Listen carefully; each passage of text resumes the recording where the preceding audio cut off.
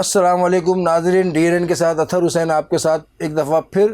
اور آپ کو تو پتہ ہے کہ پوری دنیا میں کیا ہو رہا ہے، اور پاکستان افغانستان کی لڑائی جو ہے وہ کل سے جنگ شروع ہے اور اس کا اختتام پاکستان ہی کرے گا. افغانستان میں تو کیونکہ اتنی ہمت نہیں ہے، وہ کچرا چننے والے، وہ جن کی مہمان نوازی ہم نے کی ہے کئی سالوں تک، ان کے بچے بھی یہیں پیدا ہوئے اور بڑے ہوئے، وہ کاروبار بھی یہاں کر رہے ہیں. ہم نے ان کی مہمان نوازی اتنی کی کہ وہ آج آسان فراموش بن گئے، انڈیا کا ساتھ دے رہے ہیں. اور ان کو یاد نہیں ہے کہ ابھی ہم نے کچھ عرصے پہلے انڈیا کے جو 7 جہاز گرائے، ان کی 15 لاکھ فوج ہمارا کچھ نہیں کر سکی، کیونکہ جذبہ اسلام کا صرف ہمارے پاس ہے. اور یہ ہماری پاک فوج عاصم منیر کی شکل میں ان کے لیے قہر ڈھالتی رہے گی، اور پوری پاکستانی عوام اس فوج کے ساتھ شانہ بہ شانہ کھڑی ہے. اور آپ کو اندازہ نہیں ہے افغانیوں کہ آپ کے ساتھ کیا ہوگا. آپ کو فیصلہ کرنا ہوگا کہ آپ دہشت گردوں کے ساتھ رہیں گے یا امن کے ساتھ، اپنے پڑوسی کے ساتھ رہیں گے. آپ کو امن چاہیے، امن پسند ہے تو ہم بھی امن پسند لوگ ہیں. اگر آپ کو امن پسند نہیں ہے تو ہم بھی آپ کو گھر میں گھس کے ماریں گے، اور کل سے 2 دن سے ہم آپ کو مار رہے ہیں. مگر آپ پھر بھی باز نہیں آئے تو آپ کے ساتھ کیا ہوگا یہ دنیا دیکھے گی. کیونکہ UN کی رپورٹ، امریکن رپورٹ اور روسی رپورٹ، یہ تینوں رپورٹیں جو ہے وہ آن پیپر ہے کہ آپ نے دہشت گردوں کو پناہ دی ہوئی ہے. جب تک آپ دہشت گردوں سے چھٹکارا حاصل نہیں کریں گے، ہم بھی آپ کے پیچھا کرتے رہیں گے، اور غاروں میں جائیں یا پہاڑوں میں جائیں، ہم آپ کو کہیں نہیں چھوڑیں گے. جی السلام علیکم عمیر علی انجم صاحب. جی وعلیکم السلام اطہر بھائی، امید ہے آپ ٹھیک ہوں گے. میں بالکل ٹھیک ہوں، اور آپ دیکھیں کیا صورتحال ہے ملک کی، تو اس پہ میں چاہتا ہوں کہ تھوڑی سی آپ بات کریں. دیکھیں اطہر بھائی، سب سے پہلے تو میں آپ کو بتا دوں، طالبان اب کی بار اس شدت سے شکست کھائے گا اور گرے گا منہ کے بل کہ اسے لگ پتہ جانا ہے. کیونکہ جسے وہ اپنی جیت سمجھتا تھا نا، دراصل ہمیشہ اس کے پیچھے پاکستان تھا. پاکستان کی سپورٹ کے بغیر یہ کبھی کہیں سر اٹھا کے نہیں چل سکتے. ان کا زوم یہ ٹوٹنے والا ہے، بلکہ ٹوٹ چکا ہے. اور اگر اب بھی ان کے عقل ٹھکانے نہیں آ رہی تو پاک فوج ان کا وہ حال کرنے لگی ہے، اور وہ حال ہوگا ان کا. پھر ان کے پیچھے انڈیا ہو یا کوئی بھی دنیا کی طاقت ہو، پاکستان آرمی نے پھر جب کسی کو نشانہ بنایا نا تو الحمدللہ کامیابی اور فتح پاکستان کا مقدر ہوئی. آپ دیکھیں نا، 28 چیک پوسٹوں پہ جو ہے وہ ہم نے اٹیک کیا ہے، جس میں سے 9 جو ہے وہ ہم نے قبضے میں لے لی ہیں، اور ان کو ابھی بھی عقل نہیں آ رہی ہے. اور 133 سے زیادہ دہشت گرد جو ہے، خوارج جو ہے، بھارتی خوارج جو تھے، وہ جانم وصل ہو چکے. اطہر بھائی، اصل میں نمک حرام قوم ہے. یہ وہ نمک حرام قوم ہے کہ انہیں ہم نے پناہ دی، اپنے بازو پھیلا کے، بائیں پھیلا کے. ہم نے 80s کے دور میں یہاں انہیں رکھا، ان کی مہمان نوازی کی، ان کی شادیاں یہاں ہوئی سر، آج تک کر رہے تھے. ہاں، ان کے گھر یہاں تھے، یہ کماتے یہاں سے تھے. یہ تو جانتے ہی نہیں تھے پیسہ یار. ایک دور میں آپ کو یاد ہوگا، منشیات کے پیسہ کمانے والے لوگ افغانستان سے یہ بورے بھر کے پیسے لاتے تھے، پاکستان کا پیسہ کنورٹ کروا کے. صحیح ہے. تو ہم نے ان کو جینا سکھایا ہے، لیکن یہ وہ نمک حرام ہے جسے ہم نے پہچاننے میں دیر کر دی ہے. اچھا، ہمارے بھی کچھ غدار دوست تھے نا، شہری تھے، مطلب جن لوگوں نے کچھ پیسوں کے لیے ان کو پناہ پہ مزید پناہ دلوائی، اور ان کے شناختی کارڈ اور ساری چیزیں، ان کی شناختی علامات بنوائی، پاکستانی ظاہر کر دیا، جو کہ یہ محسن نقوی نے آگے جو ہے یہ سارا جو ہے ملیامیٹ کر دیا ان کا. دیکھیں اظہر بھائی، ہم تو اب بھی حکومت وقت سے مطالبہ کریں گے کہ کوئی ایک افغانی بھی اگر اس زمین پر ہے، پاکستان پہ، اس پاک زمین پر ہے، تو اس کا کلا کما ہونا چاہیے، اور اسے یہاں نکال باہر کرنا چاہیے. اور بالکل نظر بھی رکھیں. اور دیکھیں یہ علاقوں میں چوریوں میں بھی انوالو ہے. پتہ ہے، بیٹری چوری، اسکوٹر چوری، یہ کچرا چننے کے بہانے جو ہے نا، کچرا چننے والے اب ہمیں آنکھیں دکھائیں گے. ان کو اوقات ان کی یاد دلانی ہے. اس قوم نے آپ کے اور میرے پاکستان میں سب سے زیادہ اگر کسی قوم کو نقصان پہنچایا تو وہ آپ کے اور میرے پشتو بولنے والے بھائی تھے. یہ جہاں ان کو پشتون اسپیکنگ ہونا پڑتا تھا، یہ وہاں وہ ہو جاتے تھے. کرتے یہ تھے بدنام پوری پختون قوم ہوتی تھی. ٹھیک ہے، پاکستان میں اسلحے کی سیاست شروع کروانے والے لوگ ہیں. یہ بالکل اسلحہ یہ لائے، منشیات نوجوان نسل کو ہماری برباد کر دیا انہوں نے، لگا دیا. تو جناب محسن نقوی صاحب اور آصف علی زرداری صاحب، چونکہ کمان ملک کی آپ کے ہاتھ میں، ایک بھی افغانی اگر پاکستان میں ہے تو ان حرام زادوں کو یہاں سے نکال کے ان کی سرزمین پہ پھینکیں، یا ان کو وہ قرار واقعی سزا دیں کہ یہ پاکستان کی دوبارہ شکل نہ دیکھ سکے۔ اچھا، اس میں ایک چیز اور ہے جو میں دیکھ رہا تھا کل خبروں میں، کیونکہ اب 2 دن ہو چکے ہیں اس واقعات کو، کہ وہاں کے جو افغانی ہے، جو رہائشی ہے وہاں پر، جو سٹیزن ہے افغانی، وہ اپنے طالبان سے بہت پریشان ہے۔ وہ کہہ رہے ہیں کہ ہمیں کیوں جنگ میں دھکیل دیا، کیونکہ کچھ ایسے بھی لوگ ہیں وہاں پر جو پاکستان کی فیور کرتے ہیں، پاکستان سے محبت رکھتے ہیں، چند لوگ ہیں وہاں پر ایسے۔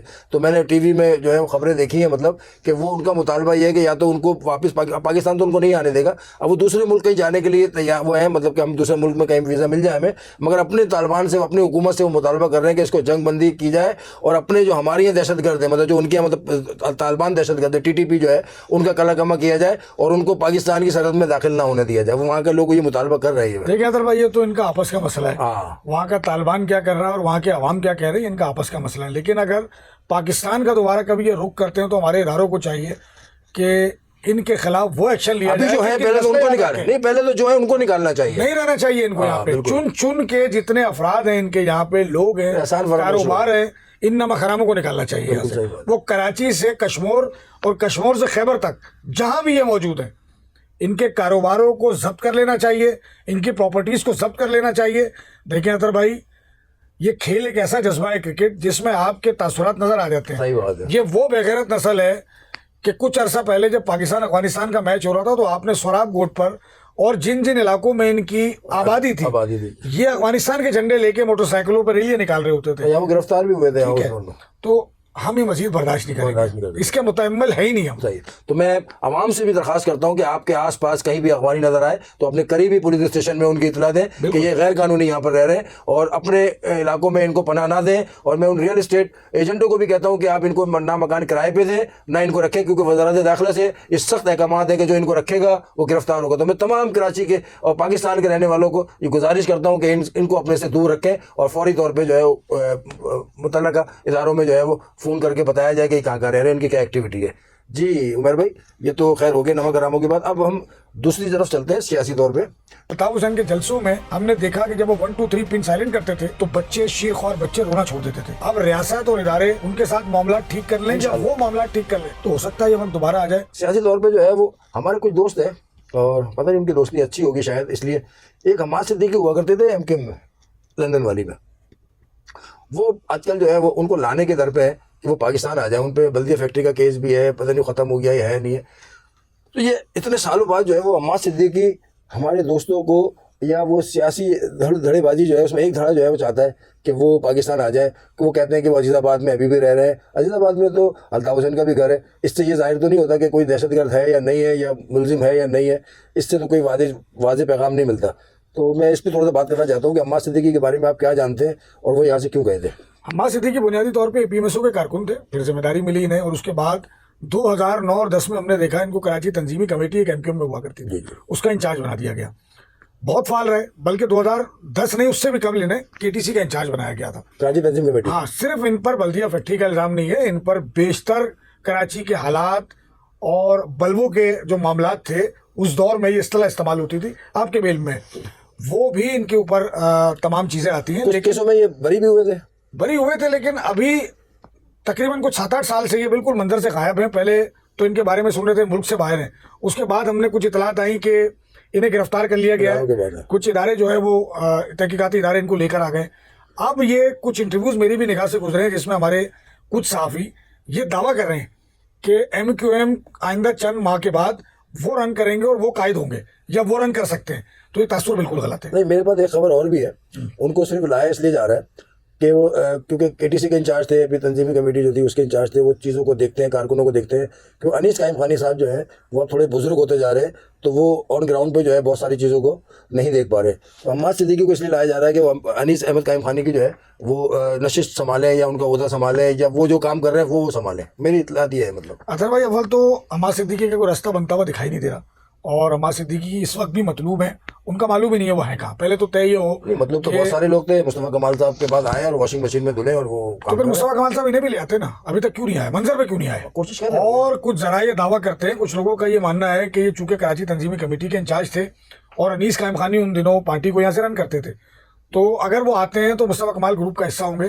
آپ آئندہ دنوں میں میری یہ خبر دیکھ لیجیے گا کہ کبھی اگر وہ آ گئے، ویسے تو خاکم بدان نظر ہی نہیں آ رہا، لیکن کبھی اگر وہ آ گئے تو وہ ان کے اپوزٹ آئیں گے، یہ بھی اطلاعات ہیں۔ نہیں کر رہی ہے. تو آپ بالکل ہٹ کر بات کر رہے ہیں, میں کچھ اور کر رہا ہوں, آپ جب کبھی یہ منظر پر آئے تو یہ ان کے اپوزٹ آئیں گے. اچھا جی, یہ تو میرے لیے بھی چیلنج ہو گیا بھائی. میرے جو دوست ہیں جو خبریں دیتے ہیں انہوں نے بتایا کہ ایسا ہو رہا ہے, مگر عمیر علی نجم صاحب کہہ رہے ہیں کہ وہ خالد مقبول کی پارٹی کی طرف سے آئیں گے, وہ مصطفیٰ کمال اور انیس قائم خانی کی طرف سے نہیں آئیں گے. واشنگ مشین اس دفعہ چینج ہو جائے گی, مجھے ایسا لگتا ہے اگر وہ آئے تو. اطہر بھائی بہت ساری چیزیں ہیں جو بھی آپ چینج ہوتا دیکھیں گے, لیکن جو لوگ یہ دعویٰ کر رہے ہیں کہ ایم کیو ایم کی قیادت عباس صدیقی صاحب کریں گے یا ایم کیو ایم کی قیادت کوئی اور باہر سے آگے کرے گا, ویسا نہیں ہوگا. ایم کیو ایم کی قیادت اس وقت جس کے ہاتھ میں ہے وہ اتنے مضبوط ہاتھ ہیں اور ان پر اتنے مضبوط ہاتھ ہیں اچھا, یہ اچھی بات ہے کہ وہ تبدیل ہوتی ہے, ہمیں دکھائی نہیں دے رہی. اگر وہ تبدیل ہو سکتی ہوتی تو بیچ میں انیس قائم خانی صاحب, مصطفیٰ کمال صاحب اور بیشتر اندر کے لوگ, بیشتر جگہ ہم نے فاروق ستار صاحب کو بھی دیکھا. ایک طرف دعویٰ کامران ٹسوری صاحب کا مختلف مقامات پر ہم نے دیکھا, انہوں نے یہ امید بھی اندر سے اپنے ظاہر کی, یہ خواہش بھی ظاہر کی کہ مجھے پارٹی چیئرمین بنا دیں یا کنوینر بنا دیں تو میں مسائل حل کر سکتا ہوں. ایسا نہیں ہوا. تو سمجھ میں یہ آتا ہے کہ آئندہ دنوں میں بھی ایسا نہیں ہوگا. اور عباس صدیقی کے بارے میں جو بھی لوگ یہ باتیں کر رہے ہیں, سوال یہ پیدا ہوتا ہے انہیں یہ دیکھا جائے ان کے ماضی کو کہ کہیں عباس صدیقی سے وہ لوگ بینیفیشری تو نہیں رہے.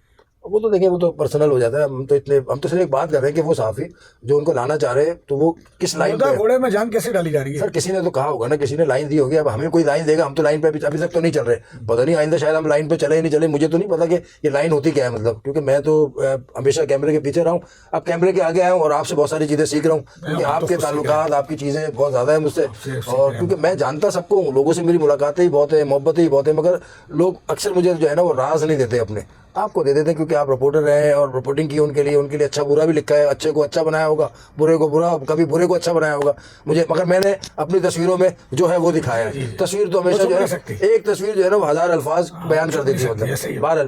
تو اب یہ دیکھتے ہیں کہ یہ صحافی جو ہے وہ واقعی کسی وجہ سے ان کے ساتھ کوئی بینیفیشری ہے, وہ عباس صدیقی کو لانا چاہتے ہیں یا وہ خود آنا چاہ رہے ہیں, اور یہ ان کو نظر آیا صحافیوں کو کہ ان کو آنا چاہیے. اب ہم بس چھوٹی سی ایک دوسری بات کرتے ہیں. ایم کیو میں نظم و ضبط تھا, الطاف حسین والی ایم کیو ایم کی بات کر رہا ہوں میں, کہ وہ خاموش تو خاموش ہو جاتی تھی قوم, 1 2 3 بولتے تھے تو 1 2 3. ہمارے کچھ جو ابھی موجودہ ایم کیو ایم پاکستان ہے, اس میں کچھ لوگوں نے کوشش کی. میں نے گورنر صاحب کی بھی افطار پارٹی اس میں شہری میں دیکھا, یا افطار تھی میرے خیال میں شہری, تو انہوں نے کہا کہ 1 2 3, مگر لوگ خاموش نہیں ہوئے. پہلے تو بچہ بھی روتا تھا, وہ بھی چپ ہو جاتا تھا خوف سے, پتہ نہیں اللہ تعالیٰ نے خوف ڈالا تھا یا وہاں ماحول نے خوف ڈالا تھا. تو ابھی یہ کچھ لوگ کوشش کر رہے ہیں کہ کوشش کی ہے 1 2 3 والا ماحول بن جائے اور وہ قائد بن جائے. دیکھیں اطہر بھائی, الطاف حسین اکیلا آدمی نہیں تھا, اس کے پیچھے عمران فاروق جیسے برین تھے, عظیم احمد طارق جن کا وہ پمفلیٹ آج بھی زبردست عام ہے میری آواز سنو, اور اختر رضوی سمیت بیشتر ایسے لوگ تھے جو ایم کیو ایم کے پورے پارٹی سٹرکچر پہ کام کرتے رہے, تنظیمی نظم و ضبط پر کام کرتے رہے, پورا سٹرکچر بنایا. تربیتی نشستیں ہوتی تھیں تو اس میں کارکنان کو بتایا جاتا تھا کہ رہنماؤں کی حیثیت کیا ہے اور تنظیمی رہنما کیا ہے, قائدین کیا ہیں. الطاف حسین صاحب اب خوف کی وجہ سے تھے, اس نظم و ضبط کی وجہ سے تھے, یہ بحث جو ہے وہ کی جا سکتی ہے. مگر الطاف حسین کی جگہ یہ تجربہ صرف گورنر نے کیا, یہ تجربہ مصطفیٰ کمال اور انیس قائم خانی نے بھی کیا ہے. اچھا, لیکن لوگ خاموش نہیں ہوئے. مگر الطاف حسین کے ہم نے پچھلے دنوں بھی بات کی کہ الطاف حسین کے جلسوں میں ہم نے دیکھا کہ جب وہ 1 2 3 پن سائلنٹ کرتے تھے تو بچے, شیرخوار بچے رونا چھوڑ دیتے تھے. یہ بڑی عجیب بات ہے, ہوائیں تھمی ہوئی محسوس ہوتی تھی. وہ دور ہم نے دیکھا الطاف حسین کی تقاریر کا, اور اس کے بعد وہ 1 منٹ بعد 1.5 منٹ بعد تالیاں بجاتے تھے تو لوگ ساتھ ساتھ تالیاں بجانے لگے. بہرحال میری تو اپنی ذاتی خواہش ہے, مطلب یہ ہو سکتا ہے کہ میں اردو بولنے والا ہوں, میری خواہش ہے کہ وہ دور دوبارہ آئے, مگر نہ دہشت گردی ہو, نہ جلاؤ گھراؤ ہو, بالکل ایک پیسفل جو ہے وہ سیاست ہو, اور اس میں کراچی کی ترقی جو ہے وہ بہت ہو جائے گی. اور اس مجھے اندازہ ہے کہ کراچی جو ہے پنپے گا جب میرے خیال میں ہیلو کی آواز آئے گی. اطہر بھائی میں آخری بات کروں گا چلتے چلتے کہ جو آپ ہیں نا وہ آپ کا بیٹا نہیں ہو سکتا, اور جو آپ ہیں وہ آپ کا باپ نہیں ہوگا. مہدی حسن کا بیٹا مہدی حسن نہیں ہوا, کسی بھی بڑے آدمی کا بیٹا وہ شکل لے کے نہیں آیا. ہمارے سامنے ایک شاعر کی مثال ہے احمد فراز کی, ہم اس کے بیٹے کو شبلی فراز کو دیکھتے ہیں تو وہ بالکل مختلف بات ہے. ٹھیک ہے, تو الطاف حسین میرے خیال ہے اپنے آپ میں ایک انجمن تھے, وہ اپنے آپ میں ایک ہی آدمی تھے جب تک پاکستانی سیاست میں تھے. میں پاکستانی سیاست کی بات کر رہا ہوں. اب ادارے, اب ریاست اور ادارے ان کے ساتھ معاملات ٹھیک کر لیں یا وہ معاملات ٹھیک کر لیں تو ہو سکتا ہے یہ وقت دوبارہ آ جائے. مجھے بہرحال دکھائے چلے, بہرحال ہم انتظار کریں گے یہ وقت کب آئے گا اور کب چیزیں سیدھی طرف سمت کے چلیں گے. اور نہیں بھی آتے, اور کراچی اگر سیدھا ہو جاتا ہے, کراچی ترقی کرتا ہے, تو میرے لیے صرف کراچی اور پاکستان میں ترقی کے لیے میں بات کر رہا ہوں. کراچی اور سندھ جو ہے وہ ترقی کرے اور خوشحال ہو جائے, بس یہی میری دعا ہے. اور مجھے اور عمیر علی انجم کو اجازت دے. السلام علیکم.